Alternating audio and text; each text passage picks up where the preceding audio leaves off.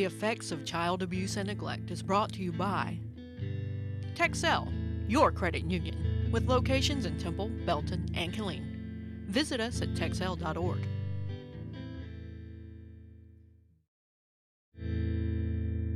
May the face of the Lord shine on you. May He shower His blessing on all that you do. May you never know anguish, sorrow, or strife.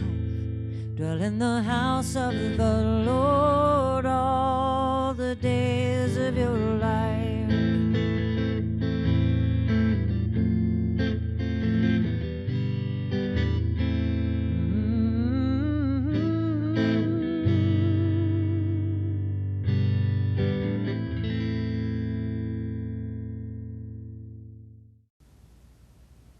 Howdy, I'm Sue Ellen Jackson, and this is Aware Central Texas Effects of Child Abuse and Neglect. Have y'all ever talked to any foster kids, or have you ever been a foster child yourself? Are you a foster parent? Stay with us for the next half hour. You're going to hear some interesting conversation about children and foster parenting. I have with me two very special people. I have Charles Jenkins, and Charles, you are the manager of a foster care agency, right? Treatment director. Treatment director. And Melita Wright. Melita, you are a foster parent. Yes. Thank y'all for being here. Before we get into our conversation, we're going to hear from Lisa. And Lisa was a foster child. And then when we come back, we'll talk about that. Okay.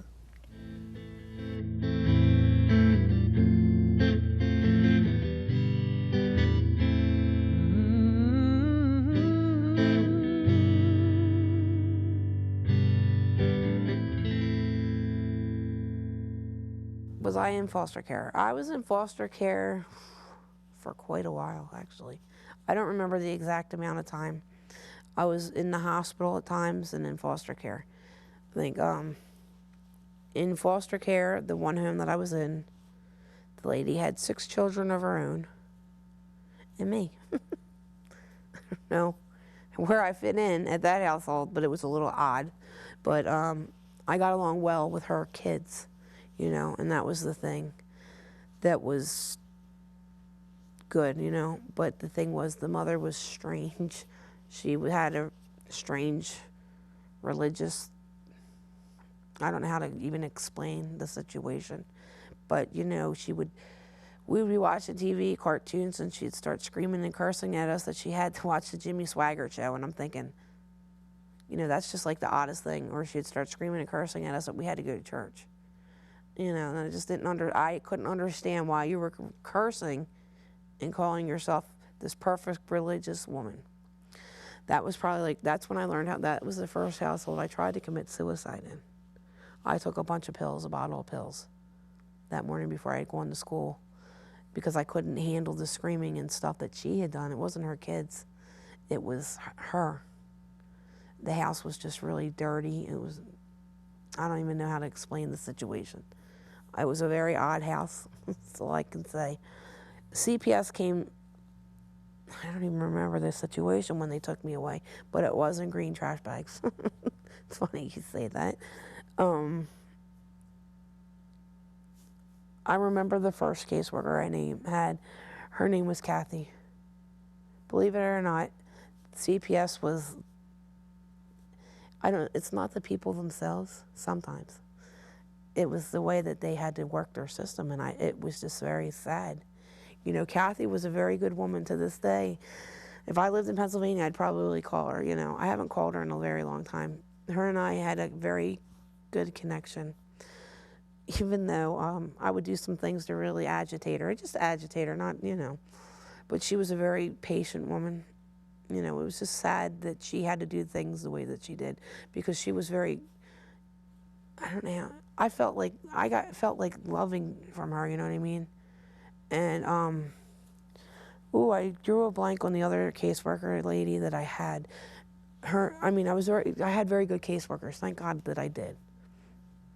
because years later, when I ended up going to court and having charges filed against my dad, and when I turned 19, they came to the court to support me, you know, and they didn't have to, because at that point in time I was out of the system. But they did come with trash bags. But later on, you know, the system down there they bought clothes and stuff, and it's not the same. Unfortunately, the houses that they put you in, they don't realize the stuff that you have to go through in them homes. Like the one home that they did put me in, the lady had food and it had bugs in the meat. My mom had packed bags and bags of snacks and stuff for me to eat while I was there, because she knew that I wouldn't eat. So she knew that I would eat like bubble gum and Cheez-Its and, you know, crackers and stuff like that, but I wasn't, she knew that I wouldn't eat when I was away. And, but I was in Reading, Pennsylvania, and the family was very strange there too. It's just odd, you know, some of the homes, you know, the stuff that you had to deal with in these homes were worse than what you had to deal with in your own home.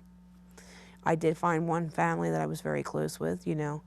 They were a Christian family. The family played a lot of music. They both had instrumental abilities, and I loved them, you know. It was great being there. And they told me I wasn't in my school district. I couldn't stay with them. And I wanted to stay with them, and they wanted me to stay there. But they took me, that's when they ended up moving me to Reading. And that was really out of my school district, so I couldn't understand why they moved me from this home. But, you know, they move you around so much, and I don't understand the purpose of things that they do. I know that this is their job. Some people don't care. You know, some of the CPS workers don't care. You know, they just don't care. They just do their job. They're there to get paid, and they leave at the end of the day. And it's sad, because a lot of the kids need more than what they're getting in them homes. And I need it more. And I'd rather go back with my family and get sexually abused by my dad and know that my family loved me than I'd be out in these homes where I know that they didn't care at all. You know, these families were just in it to make the money. And unfortunately, there's a few that aren't out there. You know, like Nancy.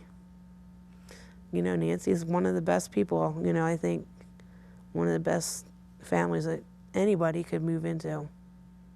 She's so loving, but there's many people out there that aren't, you know, unfortunately. That's CPS, my adventures with CPS.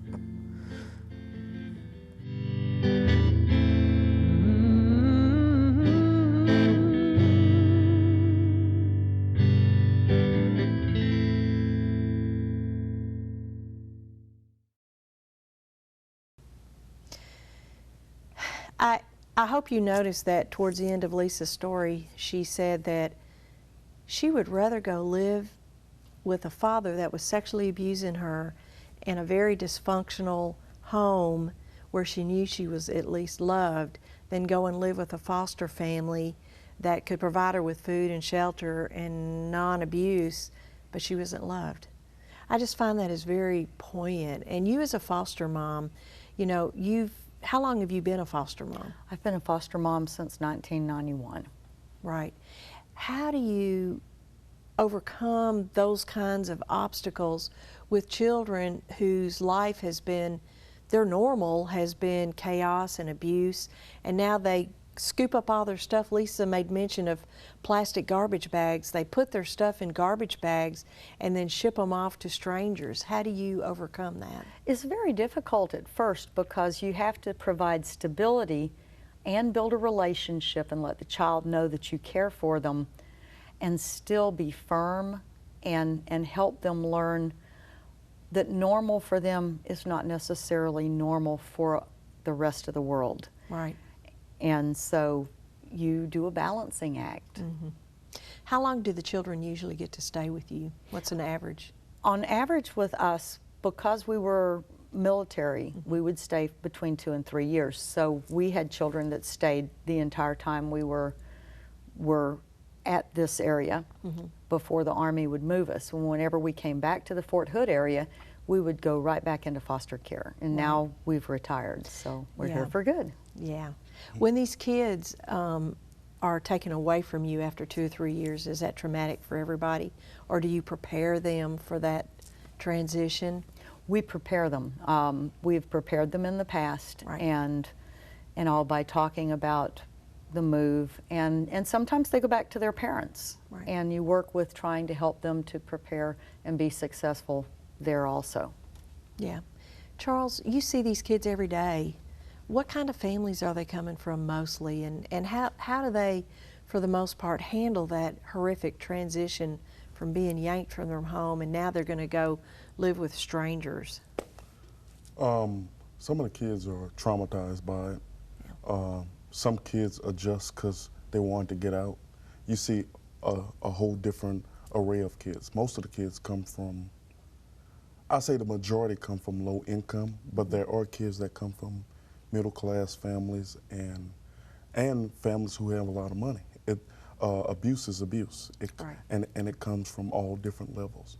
And I think, like Ms. Wright was saying, in regards to rules, you know, just picture if you put a bunch of kids in the middle of a playground without a fence, all the kids stay in the middle of the playground. The minute you put a fence up, they go to the fence, and that's what they do with rules. They try to break rules. And kids want consistency, they want rules, but they don't want the rules Right. to feel a sense of safety. So all of these kids that are being taken out of their home lives are chaotic. What's a typical family that their children are going to be removed? What does that look like? Typically, is there drug abuse? It can be a It can wide be range. anything. It can be abuse, neglect. Sometimes kid can be left with other people. Now Texas has a thing where they can drop the kids off at a fire station or somewhere to, so they can call and get CPS involved. So, and without the parents, so there's so many, without the parents getting in trouble because it's voluntary and they're doing it they rather not do that, but some of that has been happening. So it's just a whole different array. Do you ever hear from the parents of these kids who've been taken away? I mean, do they say it's not my fault? Do they say it's his fault? This is a bad kid? It's interesting you say that because some of the parents do say it's not my fault. They had, CPS has it out for me or different things. And what CPS try to do is to get them to take responsibility for what they did, go through the classes, because they have a set number of classes they have to go through before they can begin the process of getting their children back. Right. And some parents do it, and you have some parents that refuse to do it. So it's it just depends on the parents. Yeah. But you're right, some of them do say, it's not my fault. I think it's interesting that you mentioned that these foster children come from families that are impoverished, middle class, and upper class. How interesting. Because I think, we sort of think when you envision a foster child, you automatically, or at least I do, have this kind of preconceived notion that this is a child that just was growing up in dire poverty and, they're starving to death. But what typically would cause a child from an affluent family to be removed from that family? Obviously there's food, shelter, clothes. What would cause a child to be removed from a family that...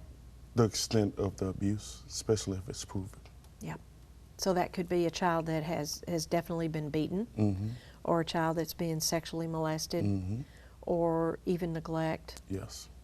And I would say the majority is neglect because, you have a lot of money. You don't take care of your kids. Maybe somebody else is taking care of the kids. Right. You just and throw they're money really at 'em. not getting taken care of. So. Yeah, that expression, poor little rich kid. So, however, I would think that with more affluent families, they have the resources to cover up more so than families that don't. Of your kids that you've had, how many would you say came from middle class or upper class families? About a 1/3 split, but Wow. our most horrific abuse family that we had came from an upper middle class family. And when the children started talking about what had happened to them, because they were very young children, when they started talking about what had happened to them and who had done what, we would write it down, and it was more like a family bush than a family tree. And we traced back at least 3 generations of abuse on both sides of that family, just because we started listing the names of who had done what. Oh my goodness. And so it was a generational thing.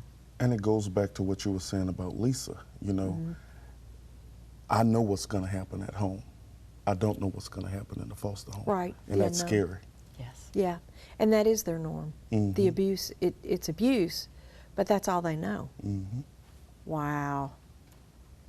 So foster parents and foster parenting sometimes gets a really bad reputation.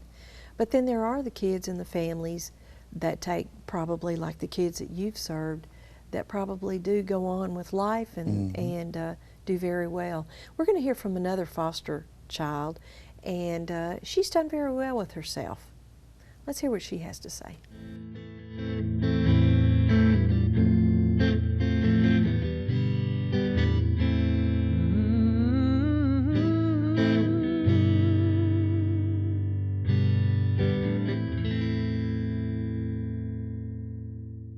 Hello, my name is Cheryl, and I am a foster child. And at one point, I felt angry and alone and abandoned, confused. And I come to find out that I wasn't alone. There are so many foster children that feel the same. I was 10 years old when I found out that I was not wanted. My father left me at an orphanage, and I found out that my name was not my real name, and he was not my father.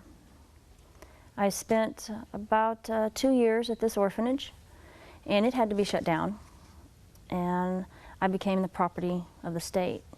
And like so many others, it's odd to feel like you're a piece of property. And I entered my first foster home. I was in foster care for almost a year, a little over a year maybe. And I spent time in 3 different foster homes. And I think I'm very lucky because I got adopted at the age of 13, unlike many others who spend several years in many different foster homes. I finally found a family, the meaning of what family is to somebody.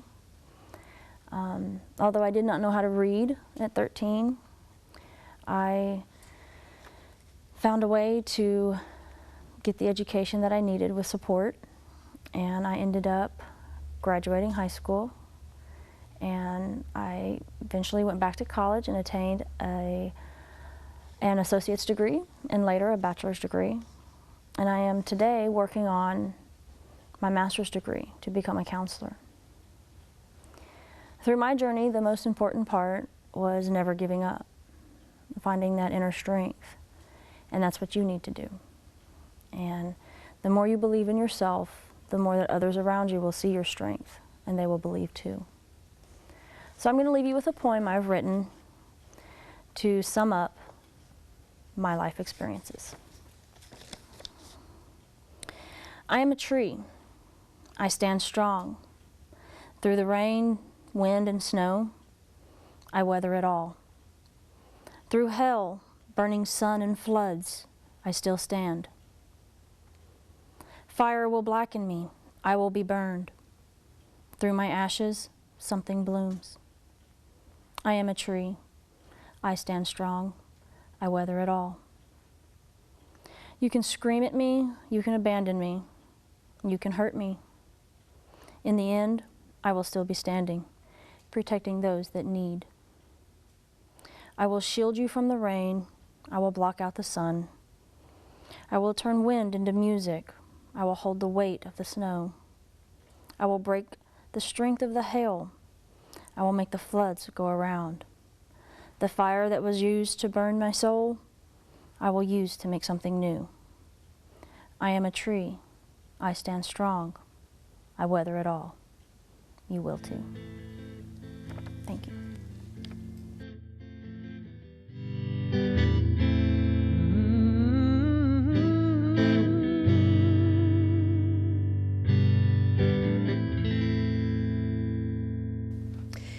know, if you grow up and you become a foster child, you can still have a good life. There's ways to do that.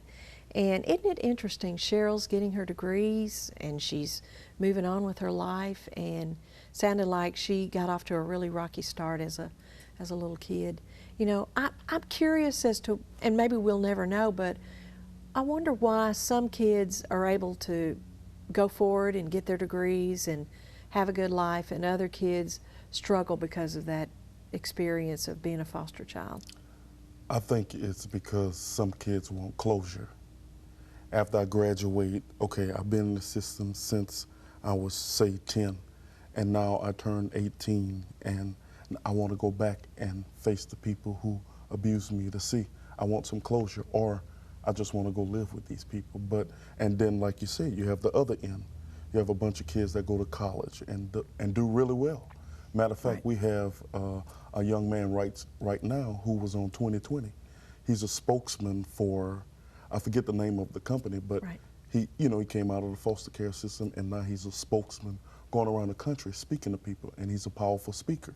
And he talks about his experience in foster care and his brothers. His brother went to prison, but yet he turned out and went to college. Now he's working on his master's degree. And it's kind of like a normal family. You can have two siblings. One sibling does really well, and one sibling, and that's the million-dollar question. How do you have two people from the same household go two different directions? Yeah, like Cain and Abel. Yeah. That's so interesting. This thing about closure. So some of the kids have a real need to go back and they say you're insane if you keep doing the same thing over and over again and you get the same outcome, and you think you're going to get a different outcome, so you keep doing it. So it's almost like these kids are going to go back and fix their past by confronting people who abused them. I wonder how that works for them. Sometimes they go back and they meet their families and realize that it wasn't their fault. You can tell them over and over, it wasn't your fault that CPS picked you up.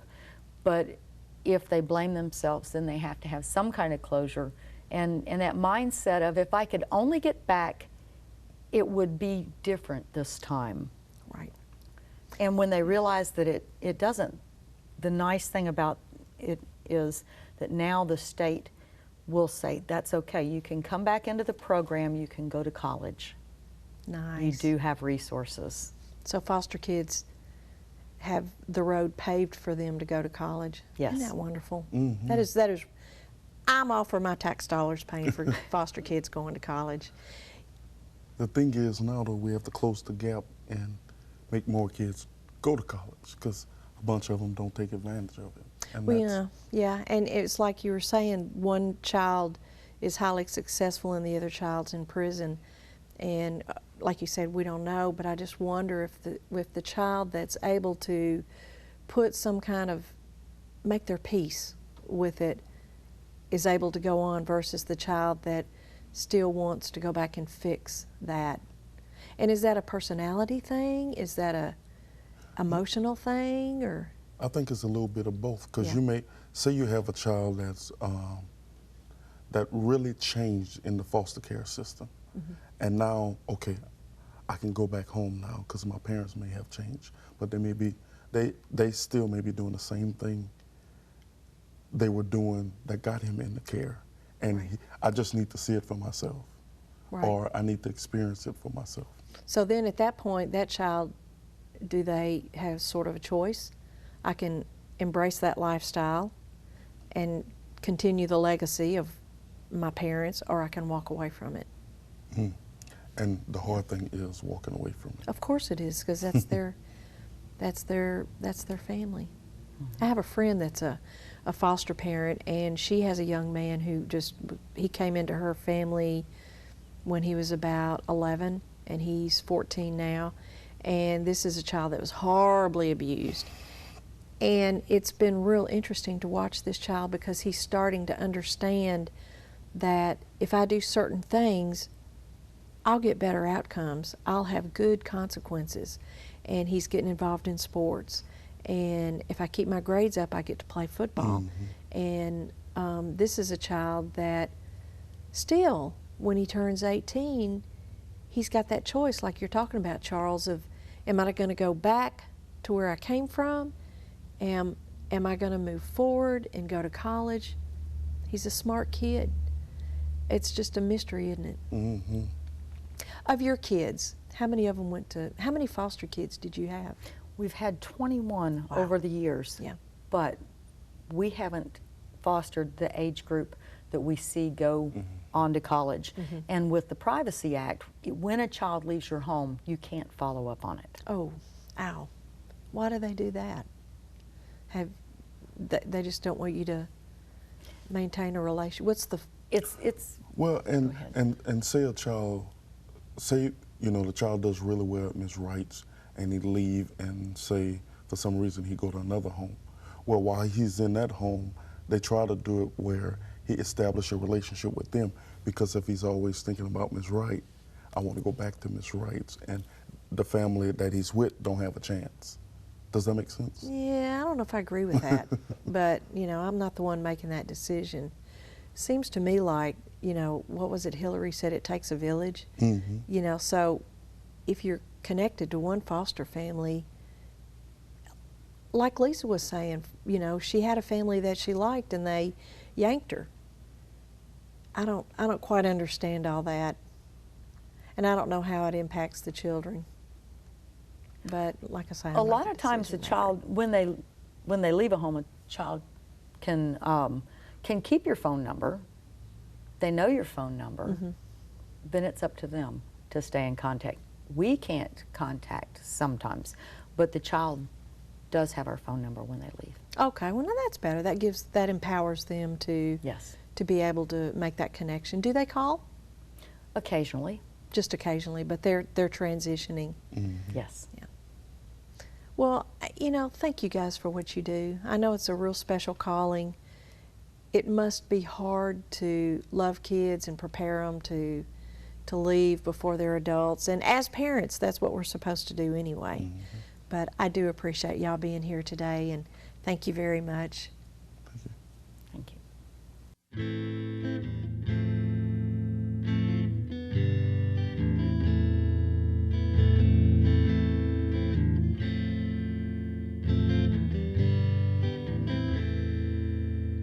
May the face of the Lord shine on you. May He shower His blessing on all that you do. May you never know anguish, sorrow, or strife. Dwell in the house of the Lord all the days of your life.